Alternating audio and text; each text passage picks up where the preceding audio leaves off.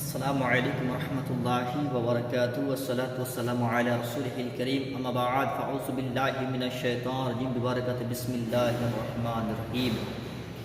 আজকের টপিক হচ্ছে যে পীর মুর্শিদি করা জায়েজ কিনা। পীর মুর্শিদি, পীরের মুরিদ হওয়া জায়েজ কিনা, এই সম্পর্কে দু চারটে কথা। এই পীর মুর্শিদি করা বেশক জায়েজ, বিলকুল জায়েজ।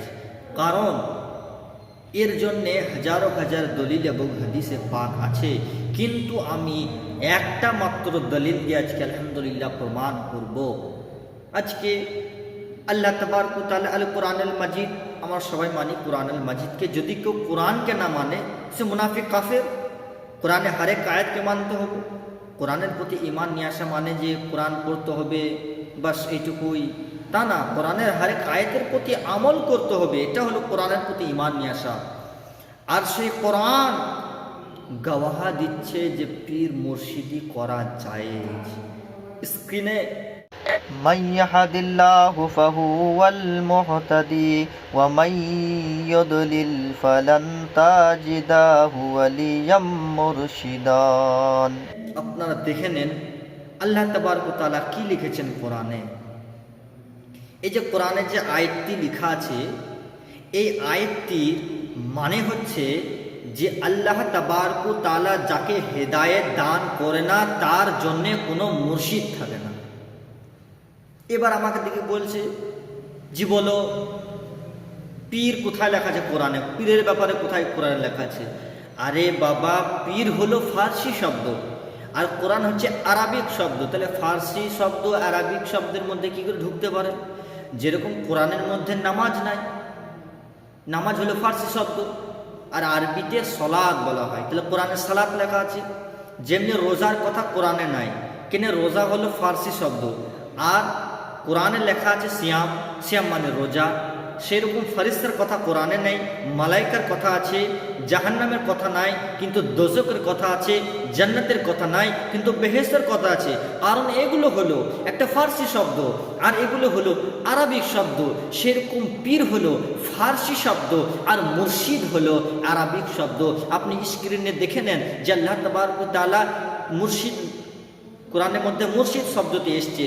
আর এই আয়াতটির মানে হচ্ছে যে ব্যক্তিকে আল্লাহ তাবারক ওয়া তাআলা হেদায়েত দান করে না তার জন্যে কোনো মুর্শিদ থাকে না। তাহলে নিশ্চয়ই যাকে আল্লাহ হেদায়েত দান করে তার মুর্শিদ থাকে। তাহলে পরে যারা পীর মুর্শিদে ভক্তি, যারা পীর মুর্শিদি করে বেশক তারা জায়েজ কাজ করে, তারা কোরআন সম্পর্কে করতে হবে। কিন্তু এখানে একটা মশলা আছে, কিন্তু পীর দেখে মুরিদ হতে হবে। এখনকার কিছু বাজারে কিছু পীর বেরিয়েছে, ভোকলা বাবা পীর। এই পীরগুলো আমাদের আহলে সুন্নাত ওয়াল জামাতের নামটি বদনাম করে দিচ্ছে। মাজারে গিয়ে হাদ্দা হুদ্দা কাজ করছে, ঢোল বাজাচ্ছে, এগুলো নাজায়েজ হারাম কাজ। আমাদের মাজারে যাওয়ার তাই তরিমা ঠিক মতো নাই, আলা হযরতের তাই তরিমা অনুযায়ী মাজারে যায় না। মাজারে হাজার হাজার চাদর চড়ানো নিষিদ্ধ, মাত্র একটা চাদর চড়বে, এটা সহি আকীদা। আর মাজারে ঢুকে সেজদা করা হারাম, আর মাজার থেকে 7 হাত দূরে দাঁড়িয়ে থাকতে হবে, এটা হচ্ছে সহি আকীদা, এটা সহি নিয়ম। আর এখন মাজারে কিছু ভণ্ড পীর এসে আমাদের বদনাম করছে আহলে সুন্নাত ওয়াল জামাতকে। অন্যান্য ভণ্ড পীরকে দেখে আহলে সুন্নাত ওয়াল জামাতকে বিচার করবেন না, কেন আল্লাহ বলেছেন পানি পিও ছান কর আর পীর পাকড়ো পহচান কর। এবার পীর যদি আপনারা ধরেন, ভালো পীর ধরবেন, যে পীরকে দেখে আপনি হেদায়েতের রাস্তা প্রাপ্ত হবেন।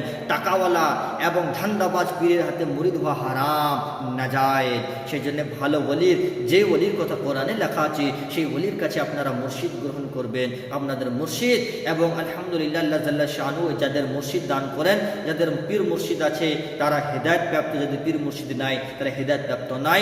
আর যাদের পীর মুর্শিদ আছে ইনশাআল্লাহ তারা একমাত্র সহি আকীদা। তাহলে এই যদি আপনাদের এই হাদিসটি ভালো লাগে, আর অনেক হাদিস আছে, প্রমাণ এখন আমি দিতে পারলাম না, ইনশাআল্লাহ আবার পরের ভিডিও এক একটা করে হাদিস প্রমাণ দিয়ে দিবে।